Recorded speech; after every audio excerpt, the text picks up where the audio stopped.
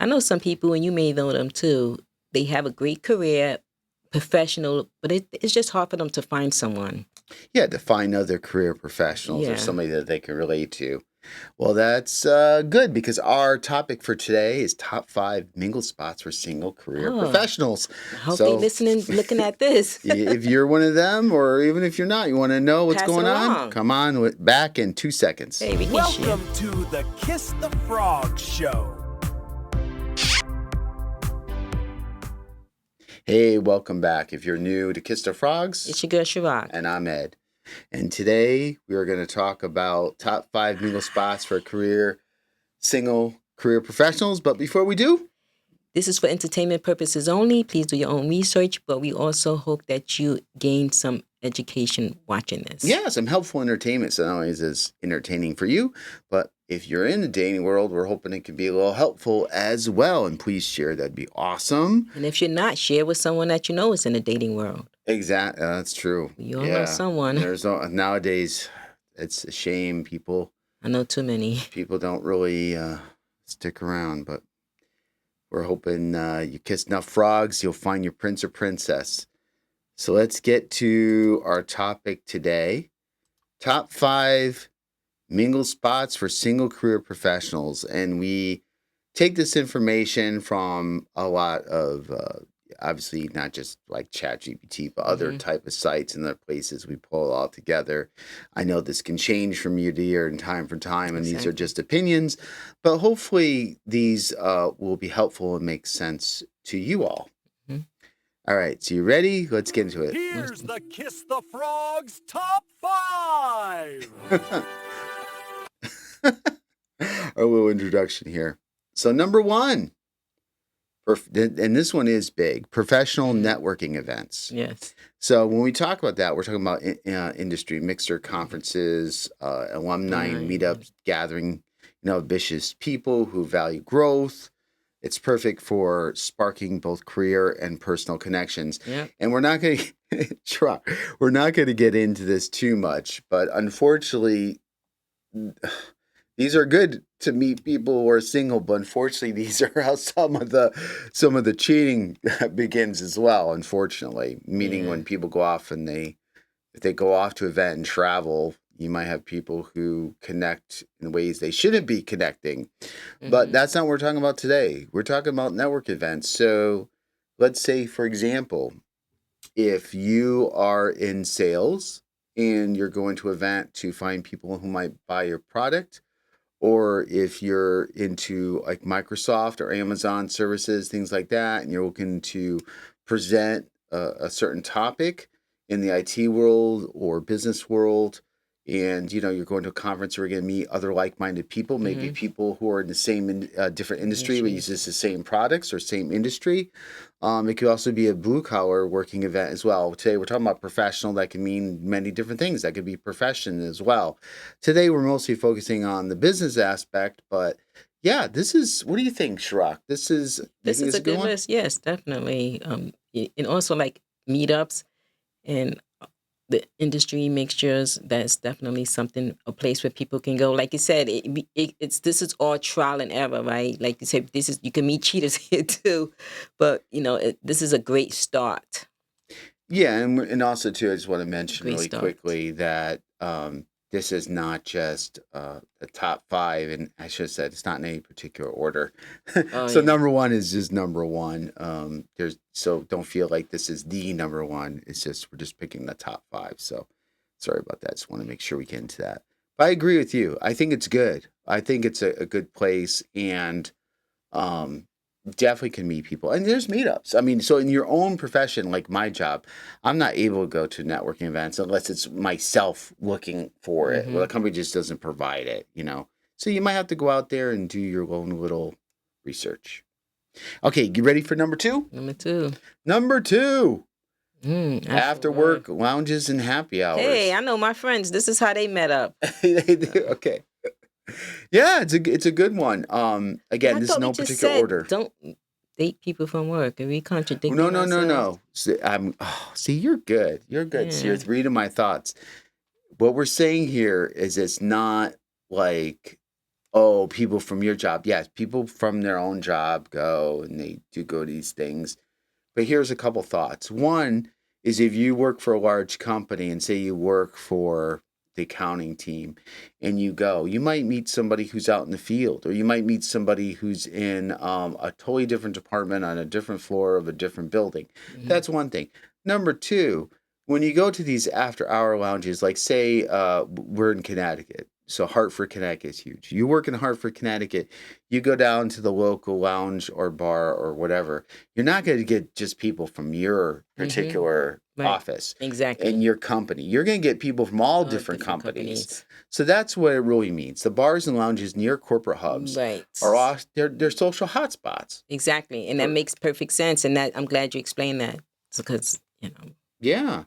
So people to kind of like wind down, relax, hmm and just have conversations that, they feel natural, which is true. I mean, if you see somebody, and it's tough too, because I know people say, well, there's a lot of people that are married or hanging out. And yes, I mean, there's corporate gatherings where you meet because maybe somebody's retiring or you're hmm celebrating something. But come on now, we're talking about possible, places where you can meet single people. We're not talking about anything other than that. But yes, so you definitely can meet you definitely people can here. meet people in happy hour. Yeah, definitely. These corporate hub places. All right, now let's get on to number 3. Co-working spaces, Places. shared work environments attract entrepreneurs, freelancers, and remote workers. Great for casual interactions that can evolve into something more. Hmm. So shared work environments. So this is a little more complicated. So co-working spaces. Yeah. There's a few things here. One could be where when people are working remotely Hmm. for a company, instead of working from home, you can work at like different buildings that have like rented out spaces for hmm different companies. So those are some shared work environments where people are from different Different companies, but they companies. work in these like buildings that are rented or shared out. Or one time I was working for a company where out in Philadelphia, every floor was kind of like rented out to a different company. They just Interesting. needed to have a department in that location, but it wasn't big enough for their own building. Right. So sometimes it was one building, but every floor was like a different Different company. company. Yep. And they cut the cost of the spending of the building, right? Which is Exactly. that's a good way of doing it. Yep. Excuse me. Or it could be somewhere where they go to do training. Hmm. There's many different places. I think the whole point of this one too, besides traditional co-working spaces, is that you want to go places where like-minded people are going to, as far as everything revolving around your professional career. That's the If you key. notice number one, then this one, and even like going outside of after work activities, if you notice all three in common, it's in the realm of the world of your corporate job or your corporate interest, your professional interest. So you want to go to those places. Meaning, if you're in a business office and you go to these different working sessions or these different areas you meet after work, you're more likely to find a professional, as opposed to if you go and, I don't know, go to a comic book meetup or a movie meetup and things like that. I'm not saying that's not bad. It's just that's not professional work minded. That's all. Exactly. That makes sense. And like for example, for me, like chapters, right? I go to an HR chapter meeting. There's people from all other companies. We all meet up, you know, once a month. And, we talk about, HR issues. Now people are there. And that's a great way because That's we a really all good have the idea. same type of idea. We both all in the same trade and experiences. So I love that. I mean, it's not for me, but like that'd be a perfect place to meet someone if you're single. Yeah. And I think at the end too, we'll give our own Yeah. like extra ideas. I think that'd be good too. All right. So let's move on to number 4, hobby and skill based classes, Mm. cooking lessons, tech workshops, golf, which I was going to mention down the road too, photography classes, Mhm. language learning, professional seeking, self improvement, and fun Mhm. tend to show up here. And especially like maybe even mentorship. I'm not saying like you might find somebody like your mentor you're going to date or whatever, Mhm. but maybe something along the lines where you're just building connections, basically. Mm-hmm. Sometimes it may not even be the person that you're meeting. You could just casually talk to somebody, say, "Oh yeah, I have so and so who works for so and so, and they're single." Or you never know. You're building relationships, and not necessarily like dating relationships, but just for people you don't know who you're gonna reach out to. But these are hobby and skill based classes or activities. So what do you think about that one? I think that's definitely an interest. You at least you know you like that type of things, right? So it's all about commonality, right? You want to have something when you common with someone, so you know that. Yeah, I see one on there that's interesting, but I'll talk about it later too. Of Okay, you can remember it? course. All right, we'll get there. So let's get to the last one. Charity and fundraising events, galas, volunteering, fundraising Mm-hmm. activities draw people who care about the community, culture, and giving back, often strong values and relationships. Yeah. And a lot of times that does go hand in hand Mm-hmm. with, a lot of businesses, a lot of corporate places, they have their own fundraising and they have their own things that they give to. And being part of it can be very good in meeting other people I and of definitely agree interest. with that. So Yeah. there's that. Let's see. I don't think I have anything. I think it's just bonus. Oh, elite. I had a funny feeling. I haven't looked at this in a while, but I had a funny feeling I had some extras. I always Bonus. throw a little extra here. Oh, that's So, but interesting. before we do our final thoughts, top three best dating sites. Mm. Again, focusing on professionals. We have elite singles. They're focused on educated, career-driven singles, and usually a detailed personality test to match like-minded partners. Mm.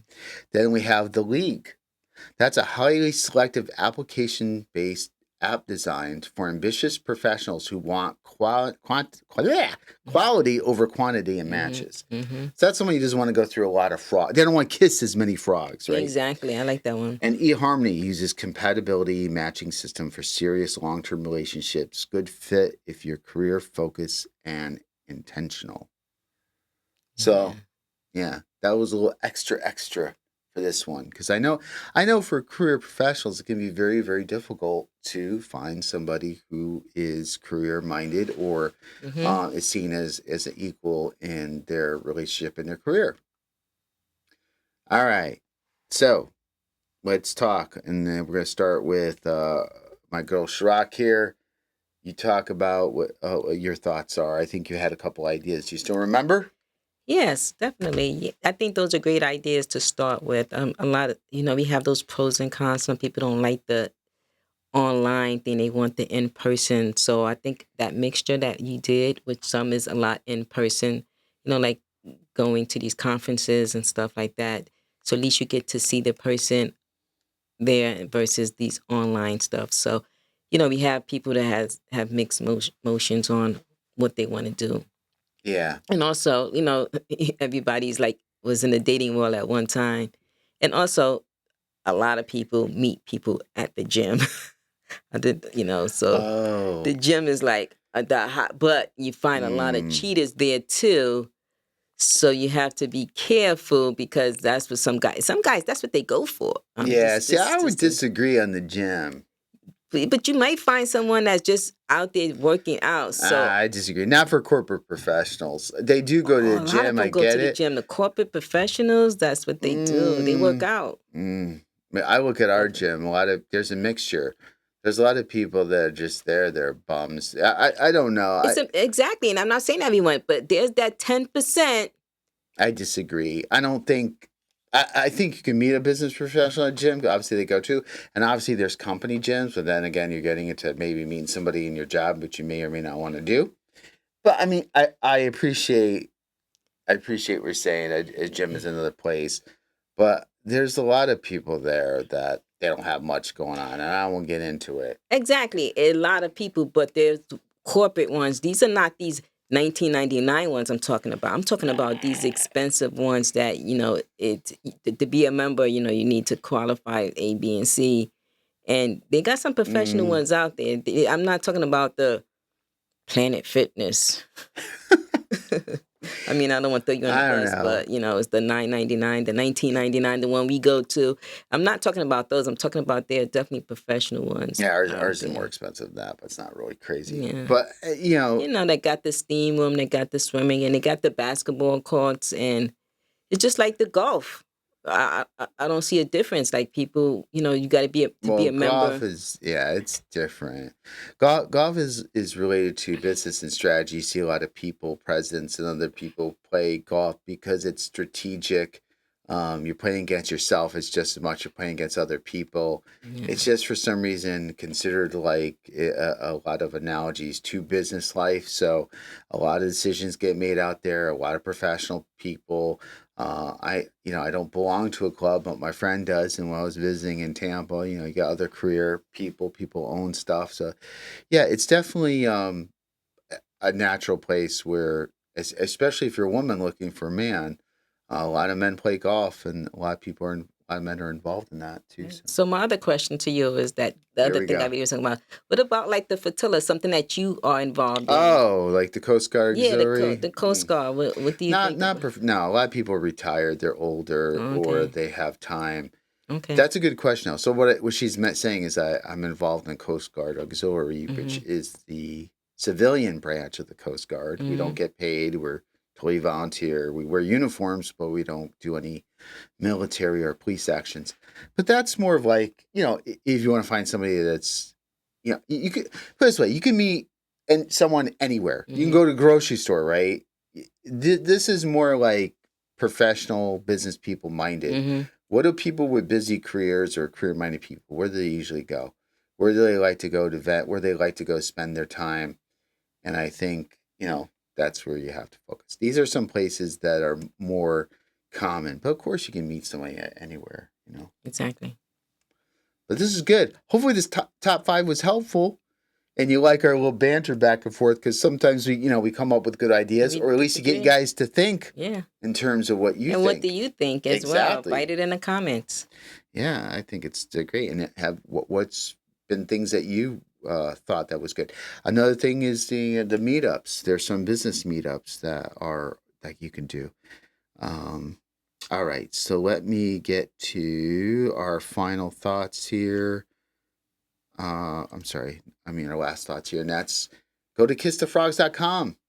We have merchandise, yes, but we want to hear, more importantly, your story. Share your story, love story, strange first date or strange dating experiences. Right, but not just badging. Yeah, no revenge story. We're not going to get into revenge stories, but we want to hear all about your dating experience so we can help other people with your story. So get in there, send us your story, and we will read it on a future episode. Sound good?